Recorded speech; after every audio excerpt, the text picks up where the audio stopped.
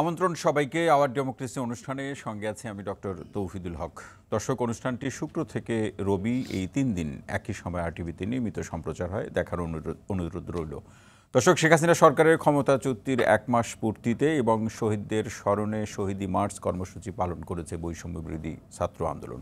শহীদি March শেষে গণহত্যাকারীদের দ্রুত বিচার ও রাষ্ট্র পুনর্গঠনের রোডম্যাপ ঘোষণা সহ 5টি দাবি উত্থাপন করেছেন তারা।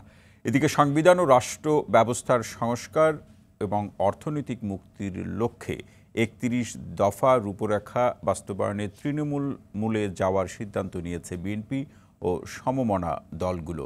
এটা বাস্তবায়নে জাতীয় ঐক্যের প্রয়োজন বলে মনে করছেন দলগুলোর শীর্ষ নেতারা। অন্যদিকে আলিয়া কওমিপন্থী আলেমদের মধ্যে বিভাজন দূর করার পাশাপাশি ইসলামী আন্দোলন, খেলাফত মজলিস, হেফাজতে ইসলাম সহ ইসলামী দলগুলোকে নিয়ে বৃহত্তর ইসলামিক রাজনৈতিক ঐক্যের লক্ষ্যে কাজ করে যাচ্ছে জামায়াত। এছাড়া আগামী জাতীয় সংসদ নির্বাচনে 300 আসনেই প্রার্থী দেওয়ার ঘোষণা দিয়েছে সদ্য নিবন্ধিত নুরুল হক নূরের নেতৃত্বাধীন গণ অধিকার পরিষদ। এছাড়া ছাত্র জনতার অভ্যুত্থানের মধ্য দিয়ে স্বৈরাচার শেখ হাসিনা সরকারের পতনের পর তরুণদের রাজনীতিতে অংশগ্রহণ নিয়েও চলছে নানা গুঞ্জন। এমন একটি বাস্তবতায় আজ আমাদের আলোচনার বিষয় স্বৈরাচার পতনের মাস পূর্তি ও রাজনীতির সমীকরণ। এ বিষয়ে সম্মানিত আলোচক হিসাবে আরটিভির স্টুডিওতে উপস্থিত আছেন বিএনপির জাতীয় নির্বাহী কমিটির সম্মানিত সদস্য শেখ রবিউল আলম, ঢাকা বিশ্ববিদ্যালয়ের উন্নয়ন অধ্যয়ন বিভাগের সম্মানিত সহযোগী অধ্যাপক ডক্টর আসিফ এম শাহান, এবং আরও স্টুডিওতে উপস্থিত আছেন বৈষম্যবিরোধী ছাত্র আন্দোলনের অন্যতম সংগঠক ইসমাইল হোসেন সম্রাট। আপনাদের তিনজনকেই অনুষ্ঠানে স্বাগত জানাচ্ছি। দর্শক, আপনিও চাইলে আলোচনায় অংশ নিতে পারেন। স্ক্রিনে দেখানো নাম্বারে ফোন করে আজকের যে আলোচ্য বিষয়ের উপরে সম্মানিত আলোচকদের কাছে প্রশ্ন রাখতে পারেন। আপনার কোনো মতামত কিংবা প্রতিক্রিয়া থাকলে সেটিও ফোন করে আমাদেরকে জানাতে পারেন। যাচ্ছে আলোচনা, আপনাদের ফোনের অপেক্ষায় থেকে আলোচনা যাচ্ছি। রবিউল আলম ভাই, আজকেও আপনার দল বেশ কয়েকদিন ধরে সেটি বলছে যে এই অবস্থায় যারা আওয়ামী লীগ সরকারের প্রেতাত্মা কিংবা তাদের যারা সহযোগী ছিল তারা নানাভাবে ষড়যন্ত্র করছে। আপনারা বেশ কয়েকদিন ধরে এই ষড়যন্ত্রের বিষয়টি নানাভাবে আপনারা বলছেন এবং সবাইকে ঐক্যবদ্ধ থেকে এই ষড়যন্ত্র মোকাবেলা করার আহ্বানটি আপনারা রাখছেন। ষড়যন্ত্রের এই ব্যাপারটা যদি নির্দিষ্ট করে আপনাকে শুনতে চাই আপনার কাছ থেকে, যে আসলে কোন কোন ইস্যুতে তারা ষড়যন্ত্র করছেন, সেটা মোকাবেলা করার ক্ষেত্রে ঐক্যের জায়গাটি নিয়ে আপনারা কীভাবে সেটি মোকাবেলা করবেন, এই আলোচনা দিয়ে শুরু করতে চাই। ধন্যবাদ আপনাকে, প্রিয় দুই সহ আলোচক এবং এই মুহূর্তে যারা আরটিভির সাথে যুক্ত আছেন। ষড়যন্ত্র তো আছেই, মানে আওয়ামী নামীয় একটা অপশাসন দুঃশাসনের নিকৃষ্টতম পতন হয়েছে। আওয়ামী লীগের একটা সরকার বলেন বা ক্যাবিনেট বলেন, মেম্বার অফ পার্লামেন্ট বলেন, সরাসরি রাজনীতির সাথে যারা যুক্ত ছিল তারা অদৃশ্য হয়েছে। কিন্তু তাদের যে সহযোগী যে সমস্ত শক্তি আছে, রাষ্ট্রের বিভিন্ন স্তরে থেকে যারা সুবিধাভোগী ছিল, আওয়ামী আদর্শের লোক ছিল, তারা তো আর থেমে নেই। তাদের সেই অ্যাক্টিভিটিসগুলি এখনও রয়েছে।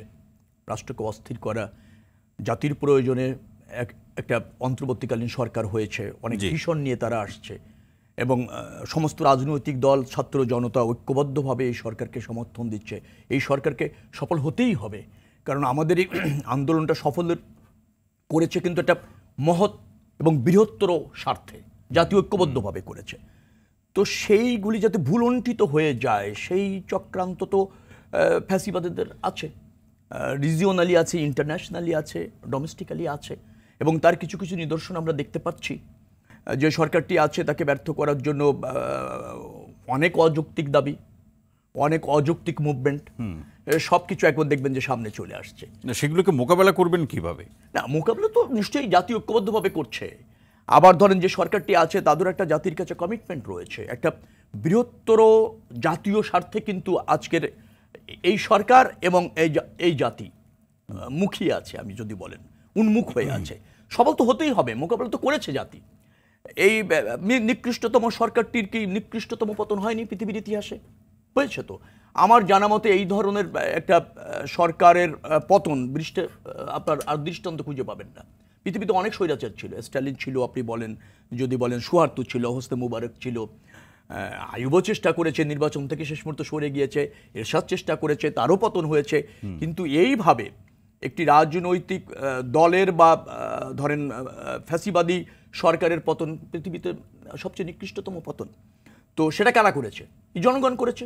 তো সেই জনগণ তো দেশে আছে, সেই সচেতন মানুষ, সেই ছাত্র সমাজ, সেই রাজনৈতিক দল, সব শ্রেণী পেশার মানুষ আছে, যেহেতু নিশ্চয়ই কোনো ষড়যন্ত্র কাজে লাগবে না। তবে একটা জিনিস হচ্ছে, মানুষের এই সরকারের প্রতি প্রত্যাশাটা অনেক বেশি, যার জন্য এক মাসের মধ্যেই মানুষ চাচ্ছে যে অনেক একটা ব্যাপক পরিবর্তন, একটা আমূল সংস্কার যেন হয়ে যায়। কিন্তু এটা মনে রাখতে হবে যে একটা প্রশাসন, যে একটা বিধ্বস্ত প্রশাসন ছিল, একটা জরাজীর্ণ প্রশাসন ছিল, ওই প্রশাসনের মধ্যে আওয়ামী মতদর্শের মানুষ ছিল, সুবিধাভোগীরা ছিল। সেখান থেকে এটাকে পুনর্বিন্যাস করার প্রয়োজন হচ্ছে, অ্যাক্টিভ করার প্রয়োজন হচ্ছে, শৃঙ্খলা ফিরিয়ে আনার প্রয়োজন। কিন্তু যেটি বলা হচ্ছে যে আসলে যে এই সংস্কারের যে প্রত্যাশা আমরা করছি, সেটি প্রত্যাশা সেই পূরণ করতে হলে বা প্রাপ্তির জায়গাটি যদি বড় করে আমরা পেতে চাই, তাহলে বর্তমান সরকারকে তো সময় দেওয়ার প্রয়োজন রয়েছে, সহযোগিতার প্রয়োজন রয়েছে। না, সে বিষয়ে কেউ দ্বিমত করছে না। সময় সবাই দিতে চাচ্ছে, ন্যূনতম প্রয়োজনীয় সময়ে। আবার প্রয়োজনটা যাতে অজুহাত না হয়, সেটাও গণতন্ত্রের জন্য এবং মানুষের প্রত্যাশার জন্য কিন্তু সুখকর নয়। অতীত অভিজ্ঞতাও আমাদের তাই বলে। একটা 1-11 সরকার হয়েছিল, আমরা আশা রেখেছিলাম, কিন্তু কার্যত খুব বেশি অগ্রসর হওয়া যায়নি। আমরা ব্যর্থ হতে চাই না।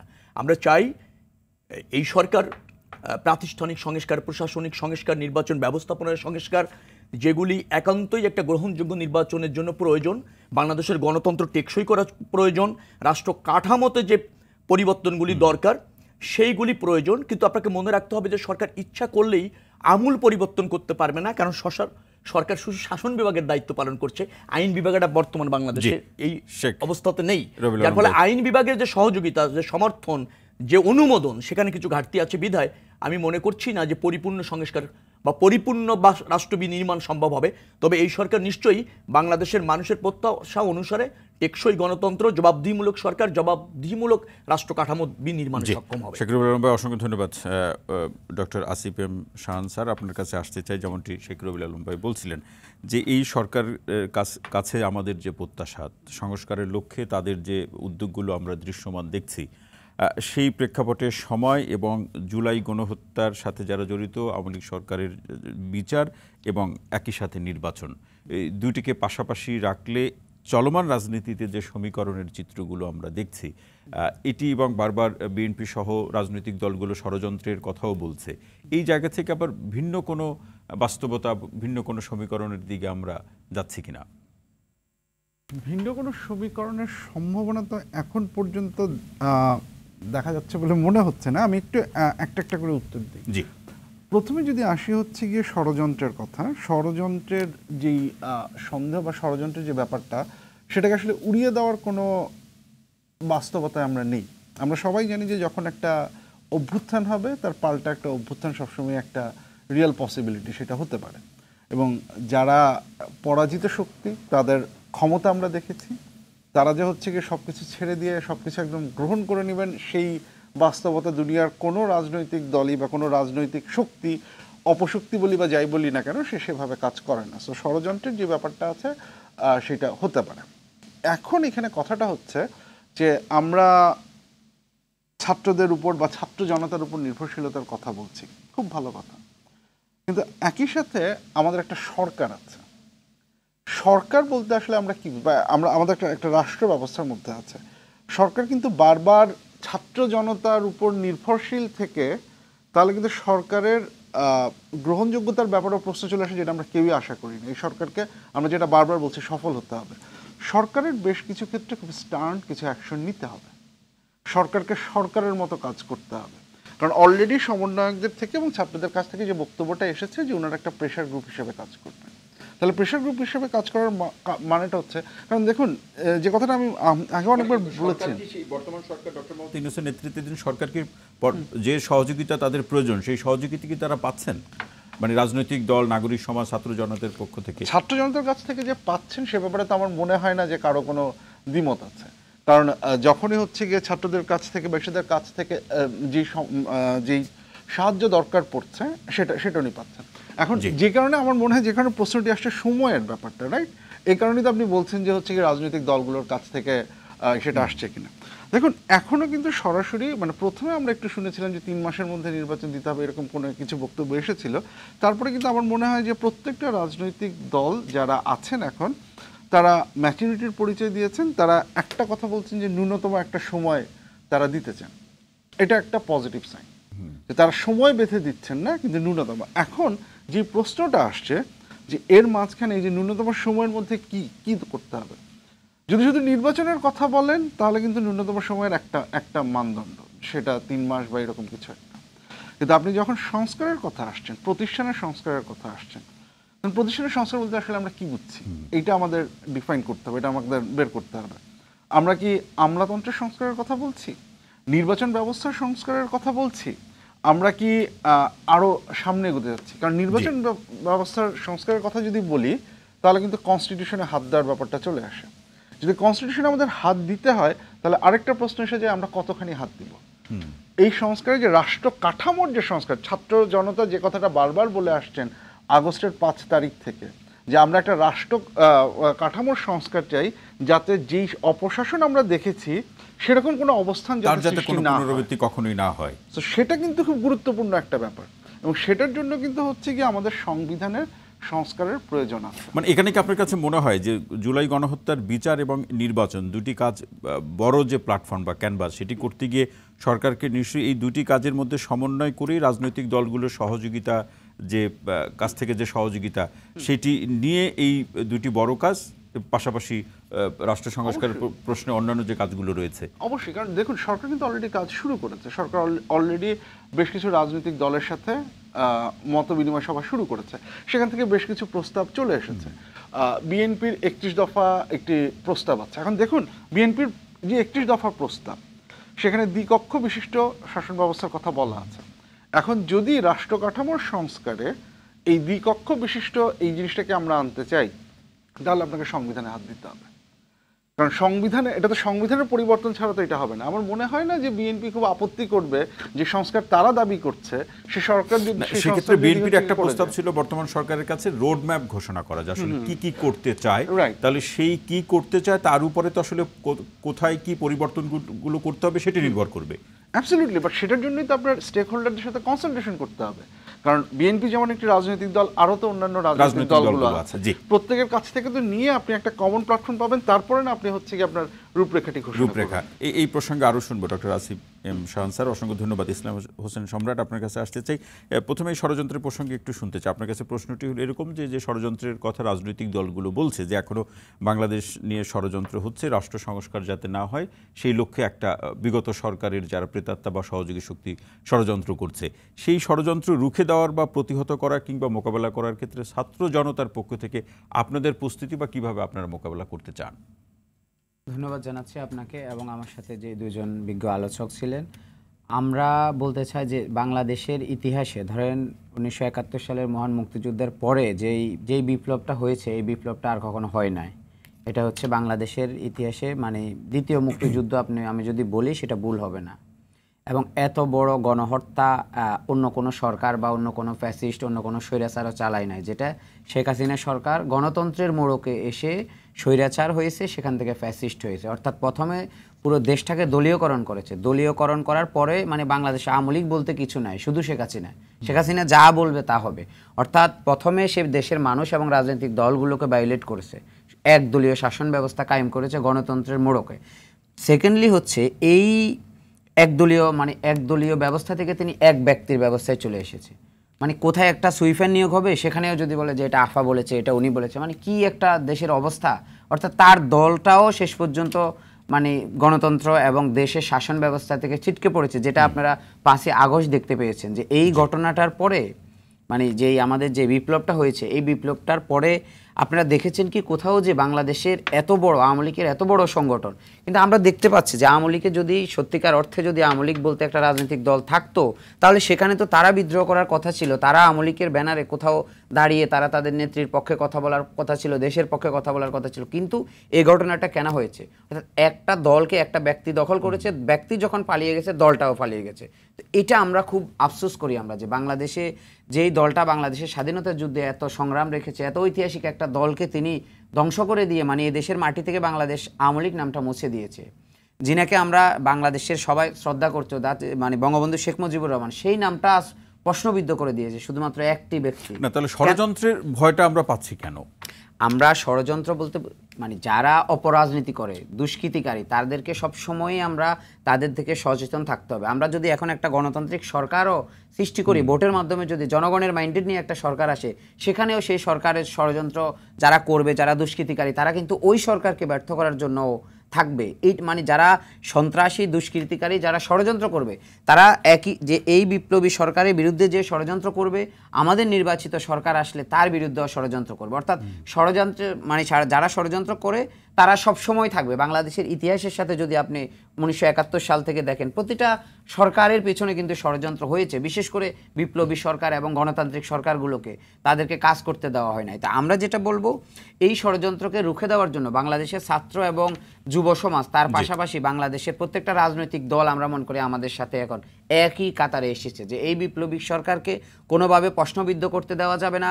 বাংলাদেশকে সংস্কার করার জন্য, বৈষম্যহীন বাংলাদেশ করার জন্য যতটুকু সময় দরকার আমরাও আমাদের পক্ষ থেকে দিব, রাজনৈতিক দলগুলোও তাদের উদারতার পরিচয় দিয়েছে স্যার যেটা বললেন। তো সেক্ষেত্রে আমরা আশাবাদী যে ডক্টর ইউনূসের যেই সরকার, সেটা বাংলাদেশকে একটা সুন্দর একটা বাংলাদেশ উপহার দিতে পারবে এবং বাংলাদেশে যে মানে একটা বিচারহীনতার সংস্কৃতি, যে একটা বিনা ভোটের সংস্কৃতি, আইনের শাসনের যেটা অভাব, সেটা আমার মনে হয় ফিরে আনবে। এবং আমাদের এই পুলিশ বিভাগ অলরেডি কাজ শুরু করে দিয়েছে। পুলিশের নতুন যে আইজিপি, তিনি কিন্তু ব্যাপক রদবদল করছে পুলিশে। তো এটার জন্য আমরা একদিকে খুশি, অন্যদিকে যদি আমরা বলি আমলা এবং প্রশাসনের মধ্যে আমরা কিন্তু ব্যাপক রদবদলটা দেখতে পাচ্ছি না।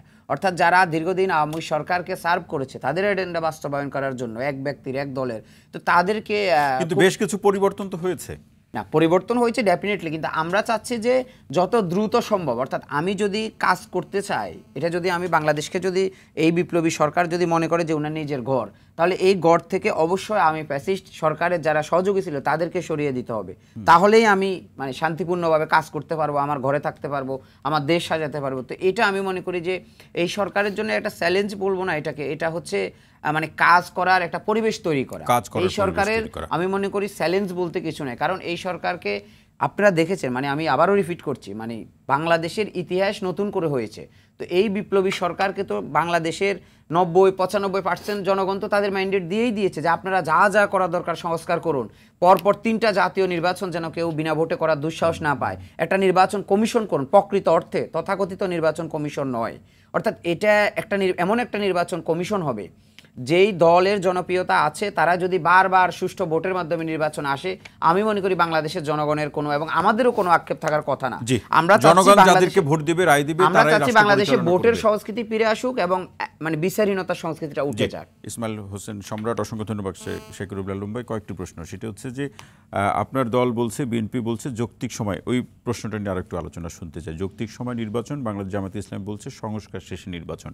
এই মন্তব্যগুলোর কারণেই বর্তমান সরকারকে সহযোগিতার প্রশ্নে রাজনৈতিক দলগুলোর মধ্যে যে ঐক্য সংস্কারের প্রশ্নে, সেটির ক্ষেত্রে কোনো ভুল বোঝাবুঝি তৈরি হতে পারে কিনা? উল্লেখ করেছেন সে দুটির মধ্যে খুব পার্থক্য নেই। একটা হলো যৌক্তিক সময় আর হচ্ছে সংস্কার। তো যৌক্তিক সময়ের মধ্যে সংস্কার করলে তো একই হয়ে গেল, খুব পার্থক্য নেই, আমি পার্থক্য দেখছি না। দেখেন, রাজনৈতিক দলগুলি ভাষা এক হবে এরকম না, আদর্শ এক হবে তা না, মূলনীতি এক না, ঘোষণাপত্র এক না, গঠনতন্ত্র এক না, এবং প্রত্যেকেরই জনগণের কাছে তার ভিন্ন মেসেজ নিয়ে যাবে। আচ্ছা, সেখানে দ্বিমত থাকবে, কিন্তু আমরা সবাই তো একমত হয়েছি যে আমাদের রাষ্ট্র কাঠামোতে একটা সংস্কার দরকার। দুটি জায়গায় সংস্কার আমি দুই ভাগে ভাগ করতে চাই। একটা হচ্ছে রাজনীতিতে একটা সংস্কার দরকার, আর একটা হচ্ছে রাষ্ট্র ব্যবস্থাপনার কাঠামোতে একটা সংস্কার দরকার। রাষ্ট্র ব্যবস্থাপনার সংস্কারটা আবার দুই ভাগে ভাগ করতে হবে। একটা হচ্ছে কাঠামোগত সংস্কার, আর একটা হচ্ছে সরকার গঠনের সংস্কার। এখন কাঠামোগত সংস্কারের ব্যাপারে আমরা কিন্তু আগেই দ্বাদশ জাতীয় সংসদ নির্বাচনের আগেই 31 দফা দাবি দিয়েছি। 31 দফা। এবং আপনি দেখবেন এখন যে রাজনৈতিক সংস্কার চাওয়া হচ্ছে বিভিন্ন দল থেকে বা বিভিন্ন নাগরিক সমাজ থেকে, ইভেনকে ছাত্র জনতা, সেগুলি দেখবেন ওই 31 দফার মধ্যেই আছে, সবগুলি আছে, তার বাইরে কিছু নেই। আমরা কাঠামোগত সংস্কারের মধ্যে কি বলেছি? রাষ্ট্রপতি এবং প্রধানমন্ত্রী ক্ষমতার মধ্যে আমরা একটা ভারসাম্য আমরা এটা বলেছি। আমরা বলেছি রাষ্ট্রের 3টি বিভাগ, শাসন বিভাগ, বিচার বিভাগ, আইন বিভাগ স্বতন্ত্রভাবে ফাংশন করবে। অর্থাৎ এক বিভাগ আরেক বিভাগের সাথে সমন্বয় করবে, কোনো বিভাগ, বিশেষ করে শাসন বিভাগ, অন্য দুই বিভাগের উপর হস্তক্ষেপ করবে না। আমরা বলেছি আমরা সাংবিধানিক সংস্কারগুলি করব এবং সাংবিধানিক পুনর্গঠন করব। আমরা বলেছি সাংবিধানিক প্রতিষ্ঠানগুলির নিয়োগ, তার অপসারণ, সুপ্রিম জুডিশিয়াল কাউন্সিল এবং নিয়োগের ক্ষেত্রে আমরা একটা সাংবিধানিক কমিশন করব। এগুলো কিন্তু আমাদের দফার মধ্যেগুলি আছে। আমরা কিন্তু এও বলেছি 2 বারের বেশি প্রধানমন্ত্রী হওয়ার একটা প্রসঙ্গ আছে। না, সেটা আসছে আমি সরকার গঠনে প্লিজ। আমি যে বললাম কাঠামোগত সংস্কারটাকে আমি আলাদা করেছি। আবার আমরা কিন্তু এও বলেছি যে নির্দলীয় সরকার ব্যবস্থাপনা, যেটা বাংলাদেশের মানুষ গ্রহণ করেছে, সব রাজনৈতিক দলের দাবি, আমরা ক্ষমতায় আসার পর সংবিধানে নির্দলীয় সরকার ব্যবস্থাটা স্থায়ী রূপ দেব। তার মানে হচ্ছে আমরা কিন্তু আমাদের ক্ষমতায় গিয়ে আমাদের মতো করে নির্বাচন করতে চাইছি না। আমরা একটা গ্রহণযোগ্য নির্বাচন করতে চাচ্ছি নির্দলীয় সরকারের অধীনে, যাতে সব রাজনৈতিক দল সমান সুযোগ পায়, সব মানুষ ভোটদানে উৎসাহিত হয়। তার মানে এগুলি কিন্তু আলোচনাটি অসংখ্যবার টকশোতে হয়েছে, অসংখ্যবার এই আলোচনা হয়েছে, আপনি বক্তব্য রেখেছেন। বর্তমান নির্বাচন কমিশন কিন্তু পদত্যাগ করে তারা এই প্রস্তাবটি রেখেই পদত্যাগ করেছে, তত্ত্বাবধায়ক সরকার ওদের নির্বাচন হলেই সবচেয়ে ভালো ফল পাওয়া যাবে। আমি আরেকটা জায়গায় একটু আসতে চাচ্ছিলাম। আমরা কিন্তু সরকার গঠনের কিছু সংস্কার বলেছি, সেটা হচ্ছে এক দল থেকে একই ব্যক্তি 2 বারের বেশি প্রধানমন্ত্রী হতে পারবে না, এক দল থেকে পরপর 2 বারের বেশি হতে পারবে না। আমরা কিন্তু এখানে এও বলেছি দ্বিকক্ষ বিশিষ্ট একটা পার্লামেন্ট চাই। কেন চাই? আমাদের দেশে দেখেন রাজনীতিতে অনেক বিজ্ঞ মানুষ আছে, অভিজ্ঞ মানুষ আছে এবং অনেক যোগ্য মানুষ আছে, তারা ভোটের রাজনীতিতে উপযুক্ত না, কিন্তু তারা রাষ্ট্র বিনির্মাণের ক্ষেত্রে রাষ্ট্রকে অনেক কিছু দেওয়ার যোগ্যতা তাদের আছে, অবদান রাখার সুযোগ আছে। তাদেরকে দিয়ে আমরা উচ্চ কক্ষে রাখতে চাই, কারণ ভোটের রাজনীতিতে আপনি সবসময় যোগ্য মানুষ নির্বাচিত হয়ে আসে না, কারণ ভোট পাওয়ার ক্ষেত্রে অনেকগুলি ইকুয়েশন কাজ করে। আবার কিন্তু আমরা এও বলেছি যে আমরা যদি ব্রুট মেজরিটিও পাই, আমরা একটা জোট সরকার করব। তার কারণ সব দল সব মতের মানুষকে রাষ্ট্র ব্যবস্থাপনায় অংশগ্রহণের সুযোগ করে দেবো, ব্রুট মেজরিটি পেলেও, যারা 31 দফায় বিশ্বাস করবে। তার মানে আপনি দেখবেন যে সরকারের একটা সংস্কার, রাষ্ট্র কাঠামোগত সংস্কারের যে দাবি আমরা দিয়েছি সেটি নিয়ে আলোচনা হচ্ছে। আমাদের ওই দাবিটাকে ভিত্তি ধরে নিশ্চয়ই আলোচনা করা যেতে পারে আরও কোনো দাবি সংযোজন হবে কিনা, বা ওখান থেকে অযৌক্তিক দাবি থাকলে সেটা বাদ দেওয়া যাবে কিনা। আমরা যে এই যে রাষ্ট্র কাঠামো এবং রাষ্ট্র ব্যবস্থাপনায় একটা জবাবদিহিমূলক সরকার, একটা জনগণ কর্তৃক নির্বাচিত পার্লামেন্ট জনগণের কাছে দায়বদ্ধ থেকে রাষ্ট্র ব্যবস্থাপনায় অবাধে করবে, স্বতন্ত্রভাবে করবে, সেই ব্যবস্থাপনার কিন্তু বড় প্রস্তাবটা কিন্তু আমরা দিয়েছি। নিশ্চয়ই আমাদের এটাও রাজনৈতিক সংস্কারের একটা বড় অংশ। শেখ রবিউল আলম ভাই, অসংখ্য ধন্যবাদ। ডক্টর আসিফ এম শান স্যার, আপনার কাছে আসছে যে প্রশ্নটি এরকম, যেটা আমাদের অন্যতম কেন্দ্রীয় সংগঠক ইসমাইল হোসেন সম্রাট যেটি বলেছেন যে তিনি চ্যালেঞ্জ দেখছেন না, তিনি আসলে এই অবস্থাগুলো থাকবে, সেগুলোকে মোকাবেলা করতে হবে। তুমি তার একটা গুরুত্বপূর্ণ বিষয় বলেছেন, আমার কাছে মনে হচ্ছে এটি নিয়ে আপনার আলোচনা শোনা প্রয়োজন, যে বর্তমান সরকার তার সুষ্ঠুভাবে কাজ করার জন্য তার একটা অনুকূল পরিবেশ বা পরিস্থিতি তৈরি করতে হবে।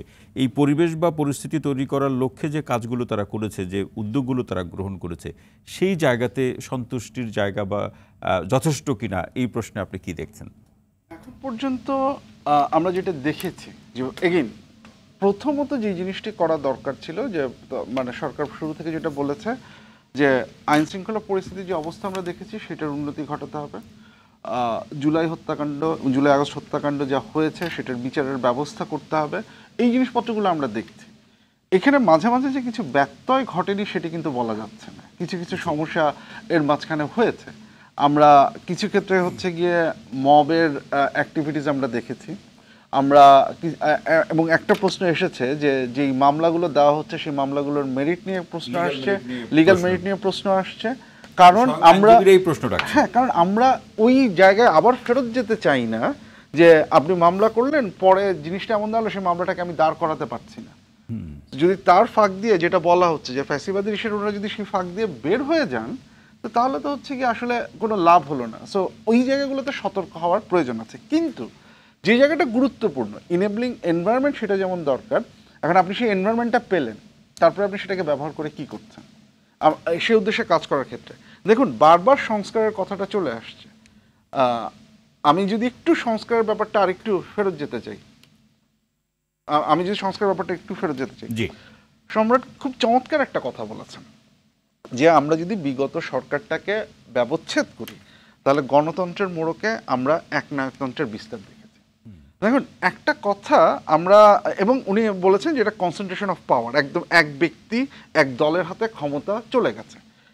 এবং এই ঘটনাটা যখন ঘটে, রাষ্ট্রবিজ্ঞানে আমরা একটা কথা বলি যে সেটা হচ্ছে কি, যে একবার কোনো সরকার বা কোনো রাষ্ট্র যখন একটা রাস্তা দিয়ে চলা শুরু করে, তার পক্ষে সেই রাস্তা থেকে ফেরত আসা কঠিন, কারণ ফেরত আসার কষ্টটা অনেক বেড়ে যায়।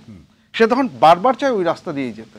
সো যে মুহূর্তে আওয়ামী লীগ সরকার 2008-এ ক্ষমতা আসার পরে কনস্টিটিউশনটাকে চেঞ্জ করলো, যেই মুহূর্তে হচ্ছে অন্তর্বর্তীকালীন সরকারটাকে সে বাদ দিল, যেই মুহূর্তে হচ্ছে গিয়ে বেসিক্যালি পুরো জিনিসটাকে তার ক্ষমতায় নিয়ে আসলো, তখন থেকে কিন্তু হচ্ছে গিয়ে এই রাস্তাটা তৈরি করা শুরু হয়ে গেছে। এখন যে জায়গাটায় প্রশ্ন, আমরা সংস্কার কথাটা বারবার বলতেছি, তাহলে আমার সংস্কারে কি লাগবে? প্রথম যে প্রিন্সিপালটা, এই কনসেন্ট্রেশন অফ পাওয়ার, এটাকে আমরা ভাঙতে পারছি কিনা।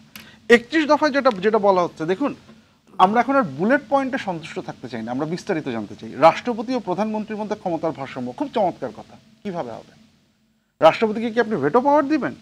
তাহলে সেটা নিয়ে আলোচনা হওয়া দরকার। দ্বিকক্ষ বিশিষ্ট শাসন ব্যবস্থায় আপনি বলছেন যে কিভাবে হবে, সেই আলোচনা শুরু করতে হবে, কারণ সেটা তো হচ্ছে কি আরো বড় আলোচনা। যেমন আরেকটা কথা, যে দ্বিকক্ষ বিশিষ্ট পার্লামেন্ট হবে, যেখানে মানে যারা বিদ্যোৎসাহী, যারা চান্স পাননি, খুব ভালো কথা, আপনি ওদের সুযোগ দিলেন। প্রশ্ন হচ্ছে তাহলে আপার হাউস যেটা আপনি তৈরি করছেন, সে আপার হাউসের রোলটা কি? তার পলিসি মেকিংয়ে কি তার কোনো রোল থাকবে, নাকি এটা একটা অর্নামেন্টাল হাউস হবে যেখানে আপনি জ্ঞানীগুণী অনেকজনকে বসিয়ে রাখছেন কিন্তু তারা কোনো রোল প্লে করছেন না? আমরা যেখানে দ্বিকক্ষ বিশিষ্ট দেখি, অনেক জায়গায় ব্যাপারটা এরকম হয় যে লোয়ার হাউস যে বিলটা পাস করবে, আপার হাউসও সেটার সাথে একমত হতে হবে, মানে দুটো কক্ষকে আলাদা আলাদা ভাবে এই বিলটাকে ফ্রেমটা কি হবে, তার ফাংশনটা কি হবে, তাই সেই প্রশ্ন। জি, কানাডার আপার হাউস একরকম, সেইখানে হচ্ছে কি এই ব্যাপারটা নেই। আমেরিকান আপার হাউস এবং লোয়ার হাউসের যে ক্ষমতার ভারসাম্য, সেটা আরেক রকম। আমরা আসলে কোনটা চাচ্ছি? এই জিনিসপত্র, কারণ যেটা বললাম, যে কারণ কনস্টিটিউশন অফ পাওয়ার যদি আমি না ভাঙতে পারি, আমি আপার হাউস বানালাম কিন্তু আমি এই ক্ষমতার কেন্দ্রীয় ভবনকে আমি ভাঙতে পারছি না, তাহলে লাভটা কি? Doctor Asif M Shahan sir, আরও শুনবো। আমরা একটু বিরতি যাওয়ার আগে ইসমাইল হোসেন সম্রাট, আপনার কাছে আসতে চাই। প্রশ্নটি এরকম যে শহীদ মার্চে 5টি দফা বা দাবি আপনারা উপস্থাপন করেছেন। প্রশ্ন হলো যে এই 5টি দাবি পূরণে আপনারা বৈষম্যবিরোধী ছাত্র আন্দোলনের যারা সমন্বয়ক অথবা নেতৃত্বের জায়গায় আপনারা যারা ছিলেন, আপনারা কিভাবে সেই ভূমিকাটি রাখবেন এই 5 দফা দাবি আদায়? আমরা দেখেন, আমরাই চয়েস করেছি আমাদের বিপ্লবী সরকারকে, যিনি বিপ্লবী সরকারের প্রধান হিসেবে আমরা তাকে, তিনি প্রথমে আসতে না করেছিলেন, পরে আমরা বলছি দেশের এই দুঃসময় আপনাকে এই চ্যালেঞ্জটা হাতে নিতে হবে, কারণ আপনার একটা ইন্টারন্যাশনাল গ্রহণযোগ্যতা আছে।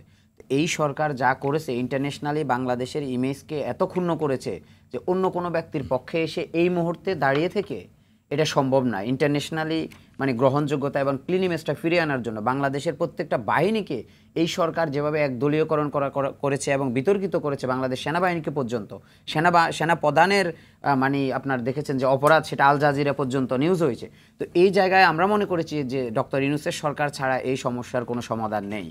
তো তিনি এসেছেন, আমরা খুশি হয়েছি, এবং আমাদের যে দাবি দাওয়া, আমরা ডক্টর ইউনূসকে মানে স্যারকে আমরা যেভাবে দেখি সেই চোখে দেখি না। স্যারকে আমরা দেখি যে আমরা যেটা বলি স্যার সেটাই বলে, অর্থাৎ তিনি আমাদের বয়সে ফিরে এসে আমাদের ভাবনার কথাগুলো বলে। এই যে একটা মানে ম্যাচুরিটি, এই যে একটা পরিবর্তন, তা আমি মনে করি যে এটার মানে উনি যা বলতে চায়, আমরা যেটা বলতে চাই সেটাই তিনি বলে দেয়। তো এই জিনিসটা আগে আমরা কখনো দেখিনি। মানে মানুষ যখন মানে একটা আগের সরকারগুলো আমরা দেখেছি, তারা আমাদের এই প্রজন্মের সাথে খুব বেশি একটা গ্যাপ ছিল, আমি যদি ভুল না বলি স্যার, কিন্তু এই সরকারের যারা দায়িত্বে আছেন তাদের সাথে দেখছি যে আমরা আমাদের মনের কথাগুলো তারা মানে মনে হয় যে আমার কথাই স্যার বলছে ওখানে বসে, ব্যাপারটা ঠিক এরকম। তো এটার জন্য আমরা বলি যে আমাদের দাবি দেওয়া, আমরা স্যারকে যতটুকু সহযোগিতা করব, আমি মনে হয় যে এটা খুব বেশি অসম্ভবের কিছু নেই। সম্রাট, বিরতি শেষে আপনার কাছে ফিরবে, আমি প্রশ্নটি রেখে যাই যে 5টি দাবির মধ্যে একটা অন্যতম ছিল যে শহীদ পরিবারকে আর্থিক এবং আইনি সহায়তা, এবং আরেকটি খবর আমরা প্রায় এখন গণমাধ্যমে লক্ষ্য করি যে বিভিন্ন হাসপাতালগুলোতে এই জুলাই গণহত্যায় যারা আহত হয়েছেন তারা চিকিৎসা নিচ্ছেন, এবং চিকিৎসা নিতে আর্থিক যে ঘাটতি অথবা এই প্রয়োজনটা তারা খুব অনুভব করছেন। এই দাবিতে বা যারা আহত অবস্থায় আছেন তাদের এই দাবি কিভাবে পূরণে আপনারা উদ্যোগ নেবেন, সরকারের সাথে কি আলোচনা হতে পারে, সেই বিষয়টি বা প্রশ্নটি আপনার কাছে রেখে গেলাম। বিরতি থেকে ফিরে এসে শুনবো। প্রিয় দর্শক, আপনারা দেখছেন আওয়ার ডেমোক্রেসি অনুষ্ঠান, নিচ্ছে ছোট্ট বিরতি, সঙ্গে থাকুন।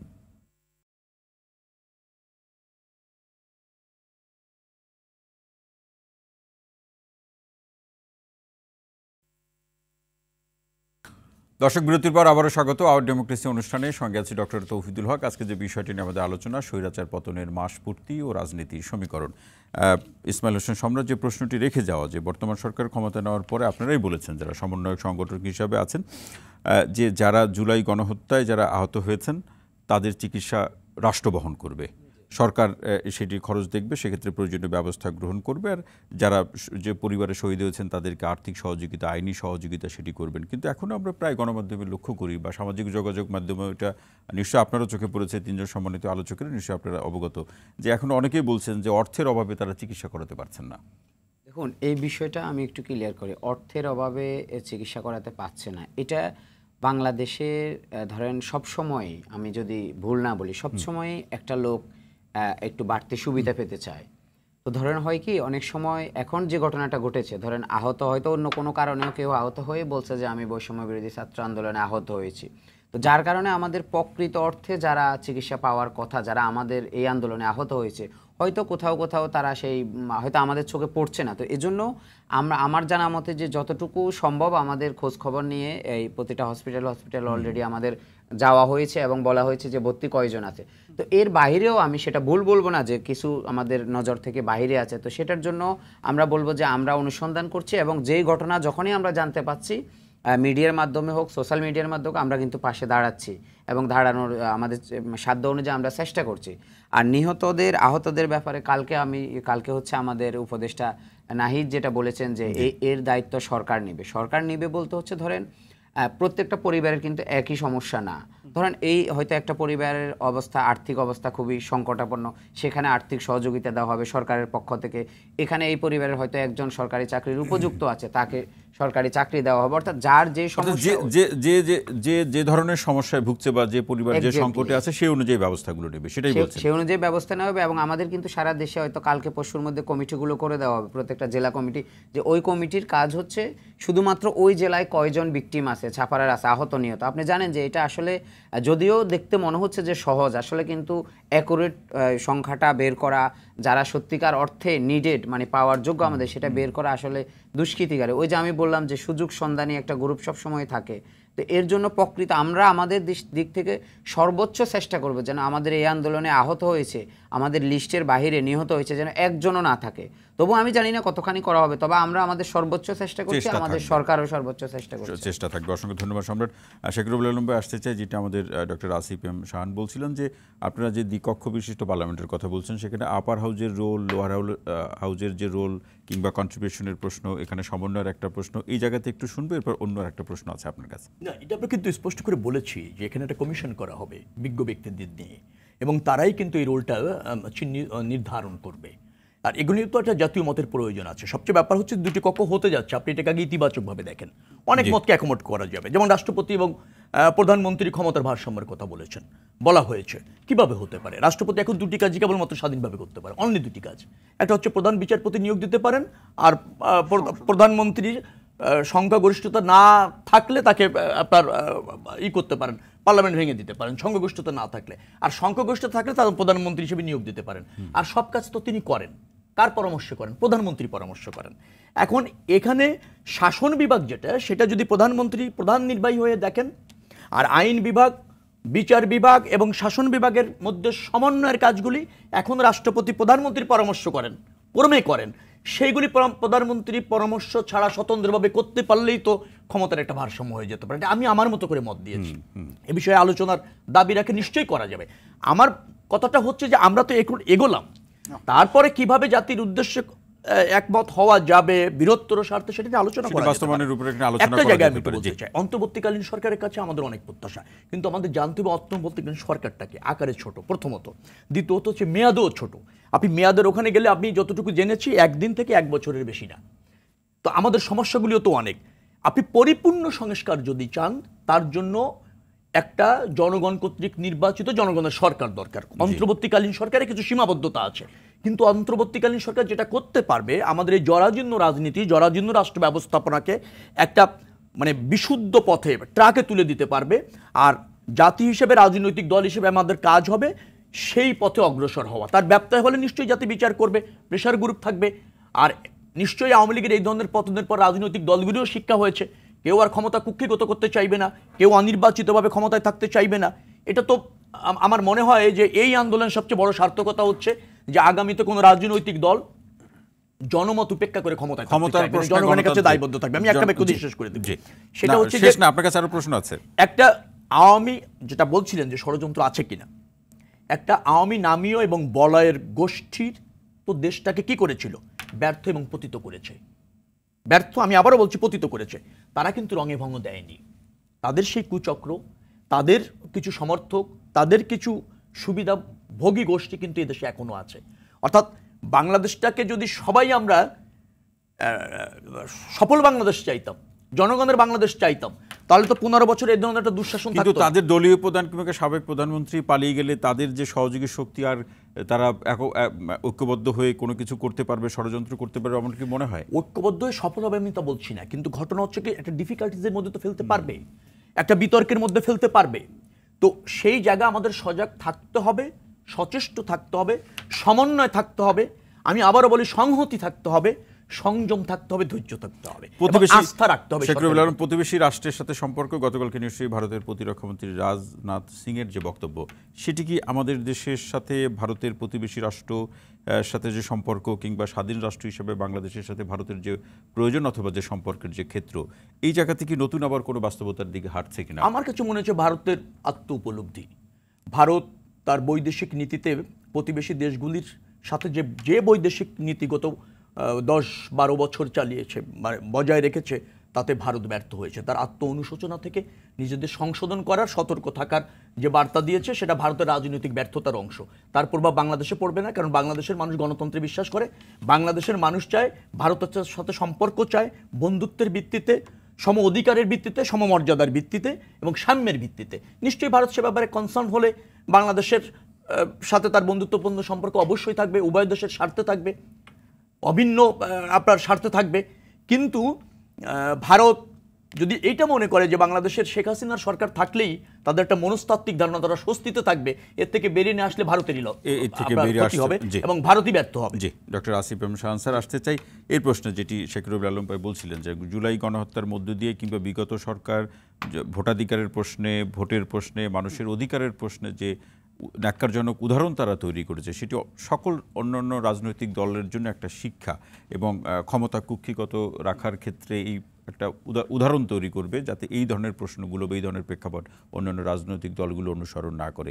কিন্তু সেই প্রশ্নে শুনতে চাই, কতটা শিক্ষা সে আমরা গ্রহণ করতে পারবো? প্রথমে আমি একটু একটা কথা একটু বলতে চাই, যে কথাটা উনি বলেছেন একটা চমৎকার কথা বলেছেন, যেমন বিএনপির যে ম্যাচুরিটি, সেটা আমাদের অ্যাকনলেজ করতে হবে। এটা একদম অ্যাবসলিউটলি ট্রু, যে যখন ওনারা বলছেন একটা প্রস্তাব এসেছে এবং একটা আলোচনার দরজা খুলেছে, যেটা নিয়ে আমরা কথা বলতে পারি, যে আমরা কোথায় যাব কি না যাব, কি করব না করব, এটা অ্যাবসলিউটলি ট্রু। এখন সমস্যাটা যেটা হচ্ছে, যে জায়গাটা হচ্ছে গিয়ে যে কথাটা বলা হচ্ছে যে আমরা অনেক কিছু শিখেছি, সমস্যা হচ্ছে কি, আমাদের ইতিহাসটা না একটু দুঃখজনক ইতিহাস। আমরা সবসময় হচ্ছে গিয়ে অনেক কিছু শিখি না, বা শিখলেও হচ্ছে গিয়ে সেটা মনে রাখি না।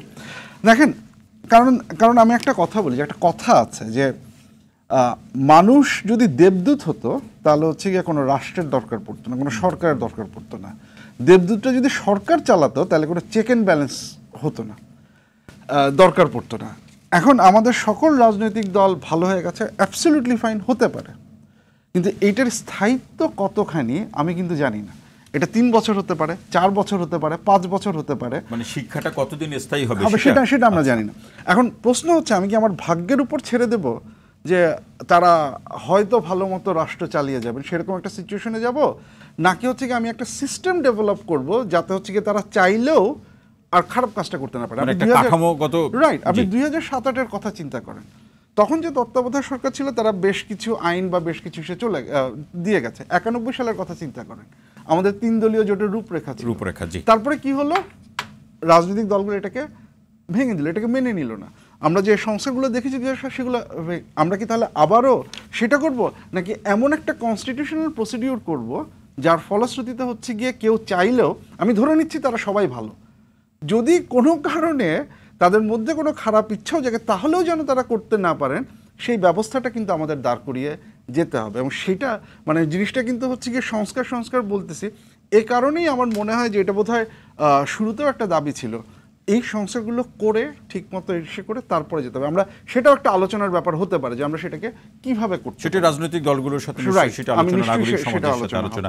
আমি একটু ইসমাইল হোসেন সম্রাট আসতে চাই। আমরা অনেকদিন ধরে এই আলোচনাটি শুনছি, নিশ্চয়ই এটা নিয়ে আপনিও কথা বলেছেন, অন্যান্য সমন্বয়ক যারা আছেন তারাও বলেছেন যে আপনি রাজনৈতিক দল গঠন করতে যাচ্ছেন এবং আপনাদেরও একটি পলিটিক্যাল ভিশন আছে, কি বলবেন?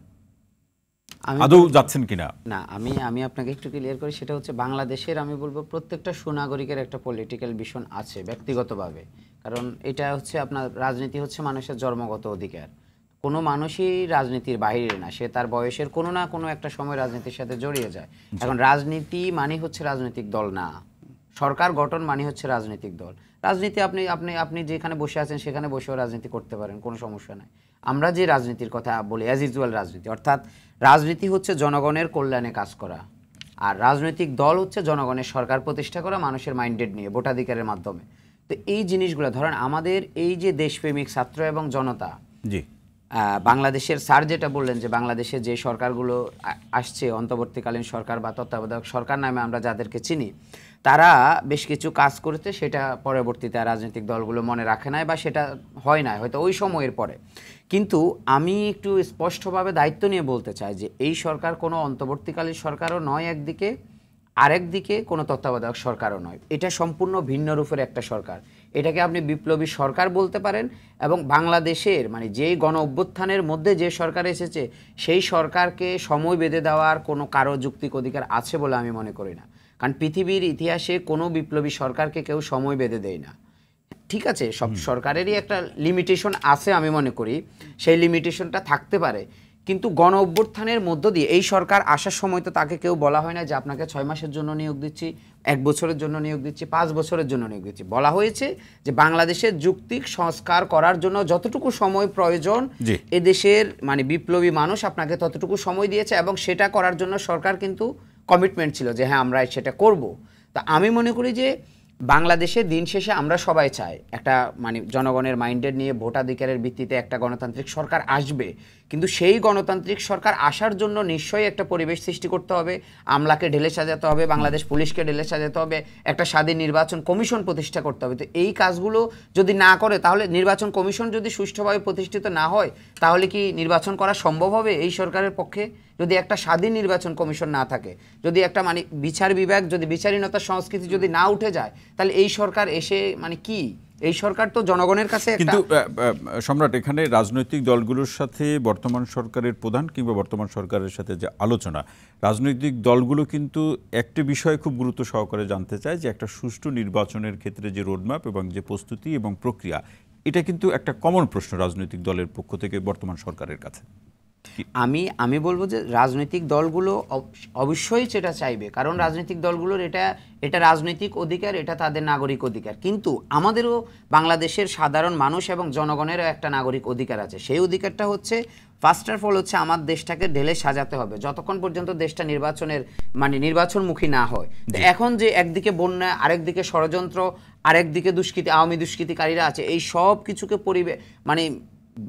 চেটে পেলে একটা সুষ্ঠু পরিবেশ সৃষ্টি না হলে তো আপনি নির্বাচন করা যাবে না। তো সেইটা কখন হবে, সেটা করার জন্য রাজনৈতিক দলগুলো, আমরা যারা আছি সবাই মিলে আমরা যখন এই সরকারকে সহযোগিতা করব, তখনই বাংলাদেশে একটা নির্বাচনের পরিবেশ। সেটি আপনি বলছেন। সম্রাট, অসংখ্য ধন্যবাদ। শেষ মন্তব্য আরও শুনবো, তবে শেখ রবিউল আলম ভাই কি যুক্তি করবেন?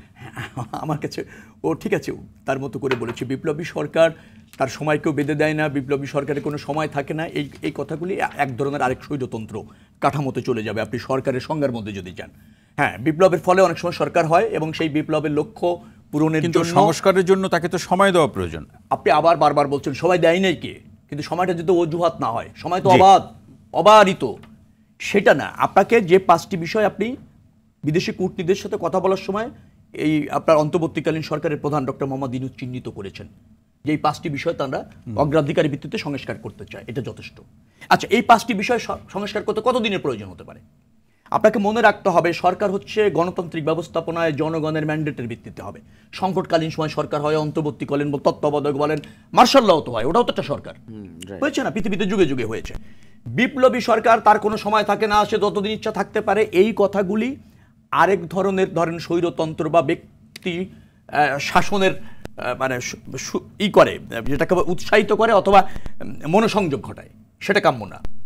সব সমস্যার সমাধান হচ্ছে জনগণ কর্তৃক নির্বাচিত সরকার হতে হবে এবং গণতন্ত্র, ভোটাধিকার, আমাদের রাষ্ট্র কাঠামোতে সংস্কার, আমি আবারও বলছি পরিপূর্ণ সংস্কার নির্বাচিত সরকার ছাড়া সম্ভব না, কারণ অন্তর্বর্তীকালীন সরকারের অনেকগুলি সীমাবদ্ধতা আছে, তার পার্লামেন্ট নাই এবং তিনি যে বিষয়গুলি সংস্কার করবেন তাতে জনগণের প্রত্যক্ষভাবে কোনো প্রতিনিধি নেই।